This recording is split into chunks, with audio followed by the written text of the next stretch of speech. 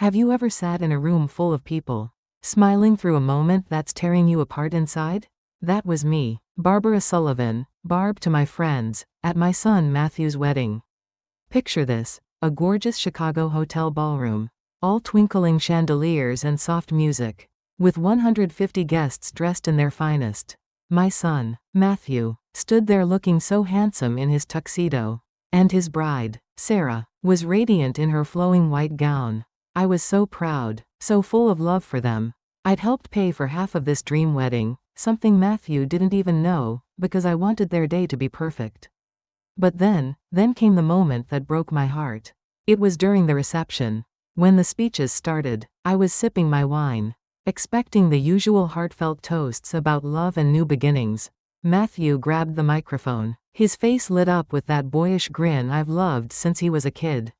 I thought he might say something sweet about me, his mom, who'd been there through every scraped knee and late-night talk. Instead, he turned to the crowd and said, "Let's talk about my mom for a minute.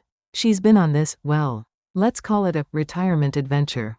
The room chuckled. I felt my smile freeze. At 55, Mom decided she's going to be a writer. He went on, his voice dripping with amusement. She's got this little hobby, writing self-help books, trying to be the next Oprah or something. We keep telling her to enjoy retirement, maybe take up knitting, but she's out there chasing these big dreams. The laughter grew louder. My cheeks burned, but I kept smiling, nodding like it was all a big joke. Inside, I was crumbling. Matthew wasn't done. "We love her for it, though," he said, winking at the crowd. "Gotta keep Mom busy so she doesn't get bored in her empty nest." More laughter. I gripped my napkin under the table, trying to hold it together. Then, Matthew's best man, Greg, took the mic. Oh, I thought, maybe he'll change the tone. But no, Greg grinned and said, "Yeah, Barb's out there writing her little books, thinking she's going to change the world. It's cute, right? At her age, most moms are gardening or playing bridge. But Barb's got her laptop and her big ideas."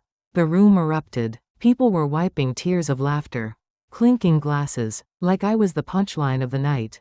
I sat there, 55 years old, feeling like I was shrinking into nothing. What hurt the most wasn't just the words, it was the way Matthew laughed along. Nodding like this was all perfectly fine. My own son, standing there, making me feel small on what was supposed to be one of the happiest days of our lives. I wanted to disappear. I wanted to slip out of that ballroom and never look back. But I didn't. I stayed, because I didn't want to ruin Matthew's day. I'd promised myself I'd be the supportive mom, the one who blends into the background, who doesn't make a fuss. I'd even agreed to keep quiet about my work, my little hobby, as Matthew called it, because he'd asked me not to embarrass him in front of Sarah's colleagues. "Just don't talk about your writing stuff, Mom," he'd said at the rehearsal dinner. "Sarah's got important people coming, and I don't want them thinking you're, trying too hard." So I sat there, smiling through the humiliation, my heart heavy with a truth nobody in that room knew. Not Matthew, not Sarah, not even Greg, who was now passing the mic back to the DJ. They had no idea who I really was. But someone did. At a table near the back, a woman named Evelyn Brooks, Sarah's mentor and a well-known speaker in the personal development world, was watching me. I caught her eye for a moment, and I swear she looked shocked, like she'd just seen a ghost. She stood up, her wine glass trembling in her hand, and before I could process what was happening, she was walking toward the microphone. "Ladies and gentlemen," Evelyn said, her voice steady but laced with something urgent. The room went quiet, all eyes on her. "I need to say something about Barbara Sullivan. She is not some amateur writer chasing a pipe dream." The air seemed to stop.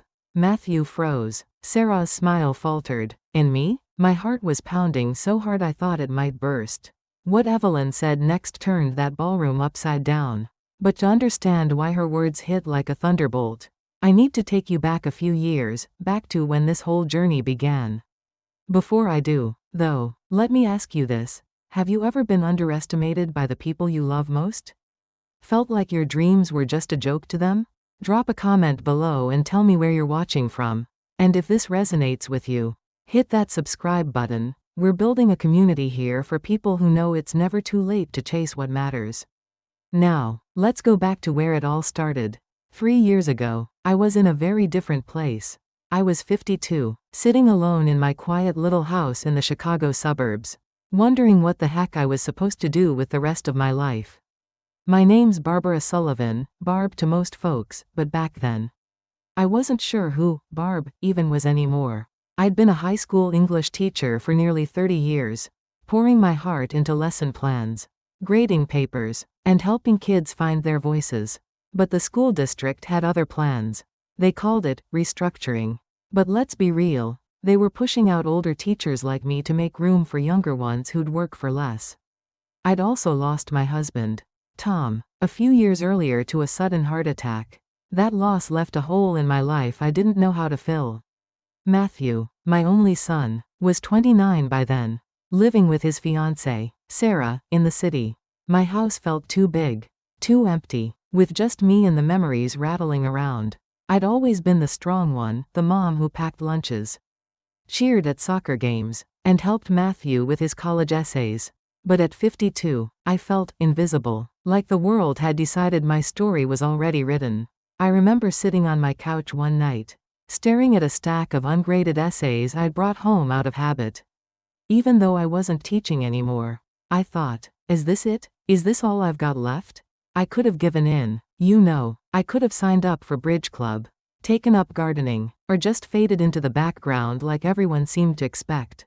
But something in me, maybe stubbornness, maybe hope, said no. I wasn't done yet. So, I started writing. Not the kind of writing I'd done for years, like lesson plans or parent emails. I started writing about life, about the lessons I'd learned from teaching. From losing Tom, from raising Matthew, I poured my heart into these pages, writing late into the night about how to find strength after loss. How to keep going when the world tells you to stop. I used a pen name, B.J. Sullivan, because I didn't want anyone to know it was me. Not yet. Those words were too raw, too personal. One thing led to another, and I published my first book, Rise Above. Under that pen name, I didn't expect much, just hoped a few people might find it helpful. But then, it took off. Readers started leaving reviews, saying my words had gotten them through divorces, job losses, even grief. Before I knew it, Rise Above was climbing bestseller lists. I couldn't believe it. Me, a 52-year-old retired teacher, had written something that was touching thousands of lives. That wasn't all. I took it a step further and started a company called Grow Strong. It was a workshop business, offering seminars on leadership and personal growth, based on the ideas in my book. I'd spent years teaching kids how to believe in themselves, so why not help adults do the same? I started small, renting community center rooms for weekend workshops. But soon, companies, big ones, like tech firms and hospitals, started hiring me to train their teams. Within 2 years, Grow Strong was booking events across the country, and my second and third books, Keep Moving and Own Your Story, were selling like hotcakes. I was thrilled. But here's the thing, my family didn't see it that way. Every time I tried to share my excitement, they brushed it off. I'd tell Matthew about a new book deal, and he'd roll his eyes. Mom, that's great, but maybe focus on relaxing? You don't need to be out there chasing fame. Sarah, his fiancée, was kinder but just as dismissive. It's sweet that you're keeping busy, she'd say, like I was knitting scarves for a craft fair. My sister, Nancy, was the worst. At family dinners, she'd lecture me, Barb, you're 52, maybe it's time to find a stable job. Something part-time. This writing thing, it's a nice hobby. But let's be realistic. Realistic. That word stung every time. It wasn't just that they didn't believe in me, it was that they thought I was too old to dream big. Too old to matter. I'd try to tell them about my successes, like how Rise Above had sold 20,000 copies or how Grow Strong had just landed a contract with a Fortune 500 company. But they'd change the subject. Like I was a kid bragging about a finger painting. The hardest part was Matthew. He's my only child, my pride and joy. I thought he'd be proud of me. I'd always been there for him, paying for his college, cheering at his graduations, even helping with the deposit for his and Sarah's apartment. But when I talked about my work, he'd get this look, like he was embarrassed. Mom, he said once, You don't have to prove anything. Just enjoy your retirement. It hurt, more than I can put into words. But I kept going. I kept writing, kept building Grow Strong, kept signing contracts. By the time Matthew and Sarah got engaged, I was running a business worth millions, with 3 best-selling books under my belt. But I didn't tell them the full truth. I didn't want to seem like I was showing off. And honestly, I was tired of their eye rolls. So I let them think I was just dabbling. Just keeping busy. When the wedding planning started, Matthew made it clear he didn't want me talking about my work. "Mom, please don't bring up your writing or your workshops at the wedding," he said at one of our planning meetings. "Sarah's got some important people coming, her colleagues, her mentor. They're in the corporate world. And I don't want them thinking you're, trying to be something you're not. Something I'm not." Those words cut deep, but I loved Matthew, and I wanted his day to be perfect. So I agreed. I'd keep quiet, blend in, be the supportive mom who didn't make waves. I even helped pay for half the wedding, catering, flowers, the works, using money from Grow Strong. Though Matthew assumed it was just savings from my teaching days. As the wedding day approached, I felt this mix of pride and pain. Pride because my son was starting this beautiful new chapter with Sarah. Pain because my own family saw me as a joke. They didn't know that while they were laughing at my little hobby, I'd built something bigger than I'd ever dreamed. They didn't know that the woman they thought was chasing pipe dreams was actually changing lives. And they definitely didn't know that one of the guests at that wedding, Sarah's mentor, Evelyn Brooks, knew exactly who I was. I'll never forget the moment I caught Evelyn's eye across the ballroom. She was staring at me, her expression shifting from confusion to shock, like she'd just put together a puzzle. I didn't know it then, but that moment was about to change everything. Back at the wedding, I was ready to disappear. The laughter from Matthew's speech, and Greg's cruel follow-up, still echoed in my ears. I sat there, gripping my glass of sparkling water, trying to keep my composure. The ballroom was a blur of clinking glasses and happy chatter, but all I could feel was the weight of 150 pairs of eyes that had just laughed at me. At 55, I'd faced plenty of challenges, losing my husband, leaving my teaching career, but nothing hurt quite like being mocked by my own son in front of everyone he loved. I decided I'd had enough. I'd slip out after the next course, maybe fake a headache and head back to my hotel room. I didn't want to cause a scene. Not on Matthew's big day. I was just about to push my chair back when I saw her, Evelyn Brooks, Sarah's mentor, striding toward the microphone with a look I couldn't quite place. Determination, maybe? Shock? Whatever it was, it stopped me cold. Evelyn was a big deal in the personal development world. I'd heard Sarah talk about her, a celebrated speaker who led workshops for Fortune 500 companies, wrote best-selling books, the works. I'd never met her, but I knew her reputation. She was poised, elegant, the kind of woman who commanded a room without trying. And now, she was standing at the front of the ballroom, holding the mic, her eyes locked on me for a split second before she spoke. "Ladies and gentlemen," Evelyn began, her voice clear and steady, cutting through the hum of the crowd. "I'm so sorry to interrupt this beautiful celebration, but I need to set something straight." The room went quiet. Forks paused midair. Matthew, standing near the head table with Sarah, looked confused. Sarah tilted her head, like she was trying to figure out what her mentor was up to. I felt my stomach twist. What was happening? "I just had a conversation with Barbara Sullivan," Evelyn said, gesturing toward me. Every head in the room turned. I wanted to sink through the floor. "And I've realized there's been a terrible misunderstanding tonight." A murmur rippled through the crowd. I could see Matthew shift uncomfortably, probably wondering why his mother was suddenly the center of attention. Greg, his best man, leaned forward, smirking like he thought this was about to get even funnier. Oh, how wrong he was. "Some of you," Evelyn continued, her voice growing sharper, "have been talking about Barb as if she's some retiree dabbling in a cute little hobby. Writing books and dreaming big."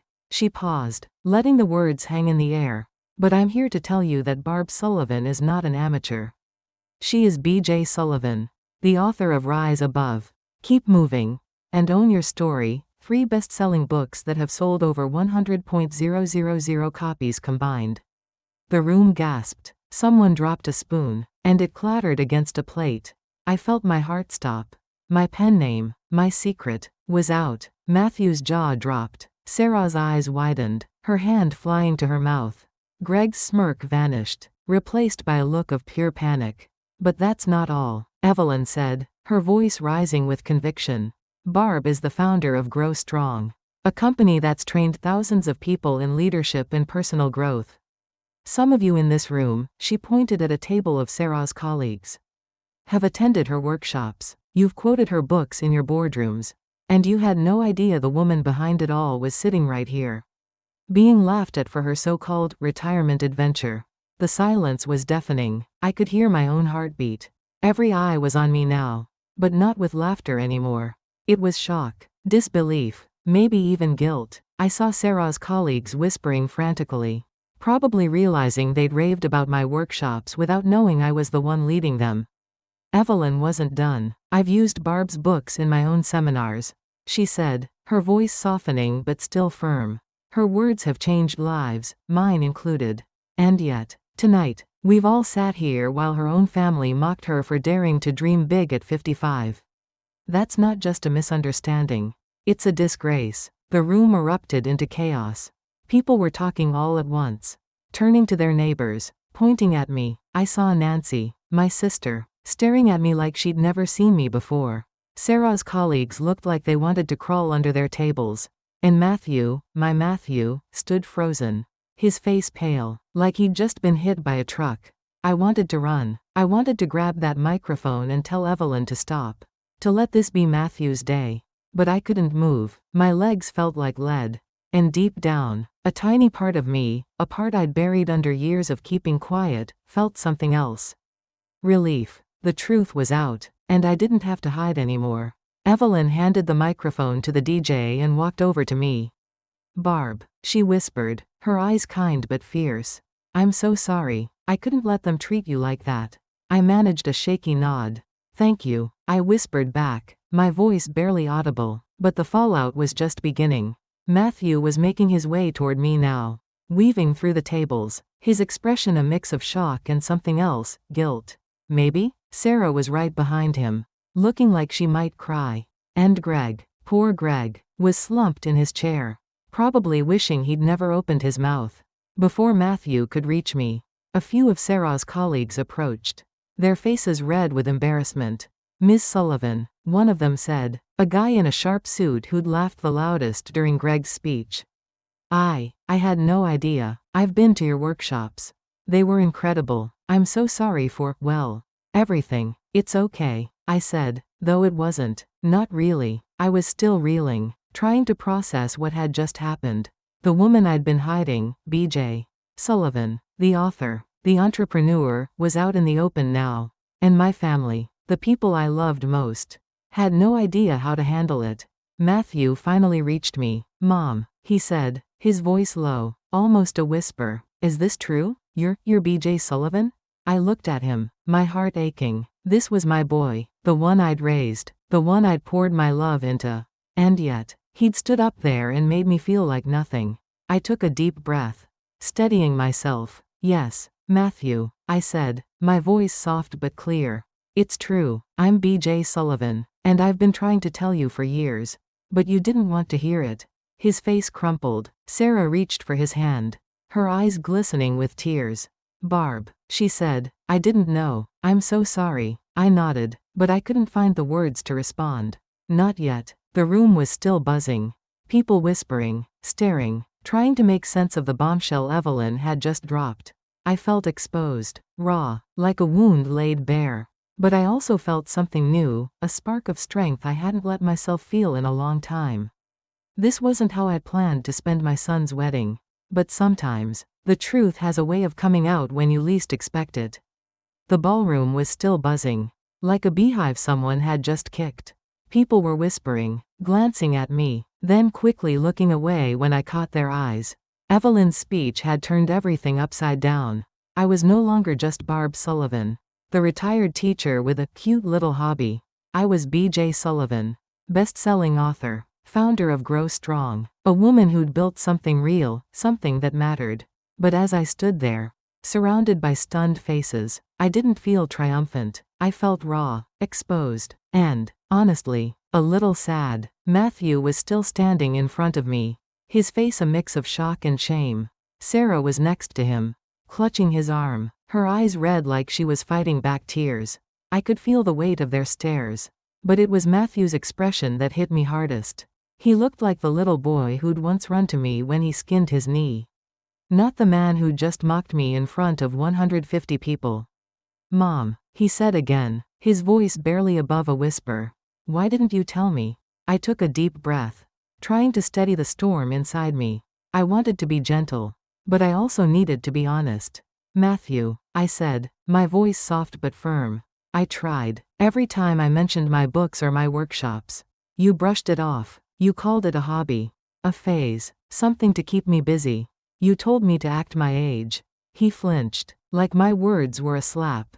Sarah stepped closer, her voice trembling. "Barb, I'm so sorry. I had no idea. I thought you were just writing for fun." "For fun," I repeated, letting the words hang between us.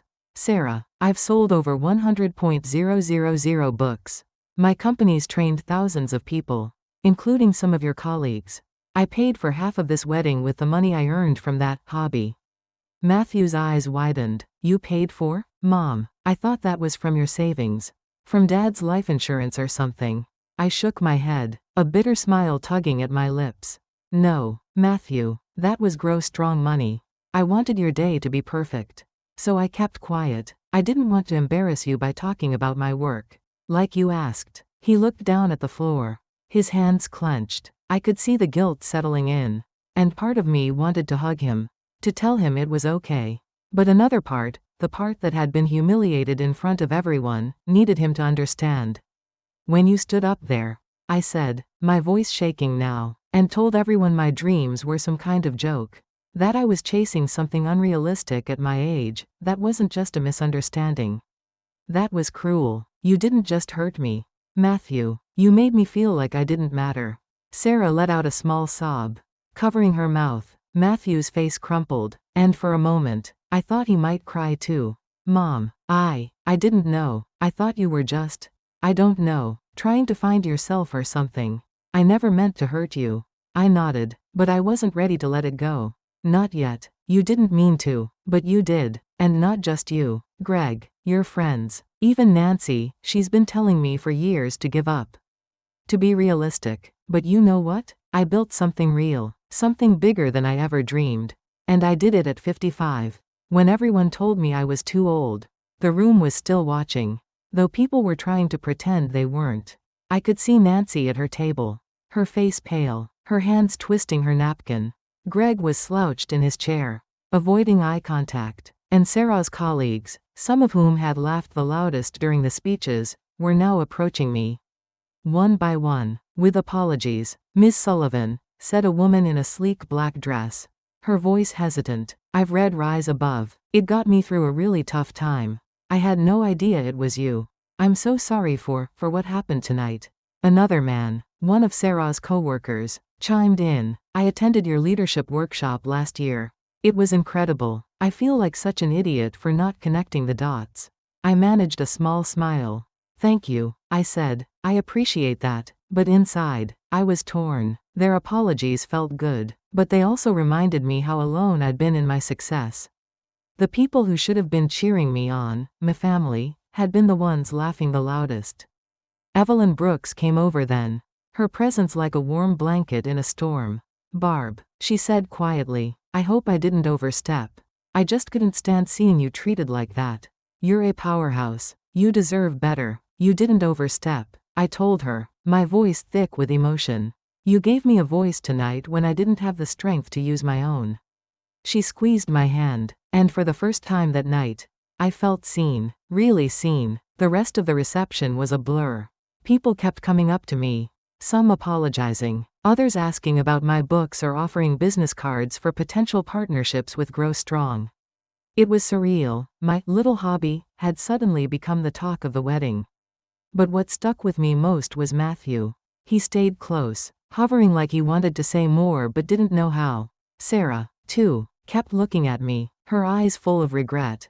As the night wound down, I knew we couldn't just sweep this under the rug.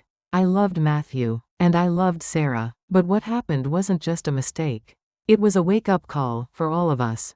A year later, things looked different. Matthew and I started family therapy. Yes, at 55, I dragged my 30-year-old son to counseling. It wasn't easy. Those first sessions were raw, painful. I told him how his words had cut me, how I'd spent years swallowing my pride to keep the peace. He admitted he'd been embarrassed. Not because of me, but because he didn't understand what I was doing. He'd assumed I was chasing some unrealistic dream because that's what he'd been taught to expect from women my age.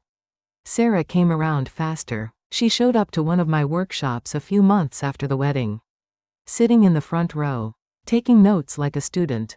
Afterward, she hugged me and said, "I'm so proud of you, Barb. I was wrong, and I'll never stop making up for it." Nancy, my sister, stopped her lectures about realistic expectations. She even started telling her friends about her famous author sister. Which made me laugh. Funny how people change their tune when the truth comes out. And me? I kept going. Grow Strong grew bigger than ever. With new contracts pouring in, some from people I met at the wedding. Believe it or not, I started working on my 4th book. And every word felt like a promise to myself. I'd never let anyone, not even my family, make me feel small again. But the biggest change was inside me. At 55, I learned to set boundaries.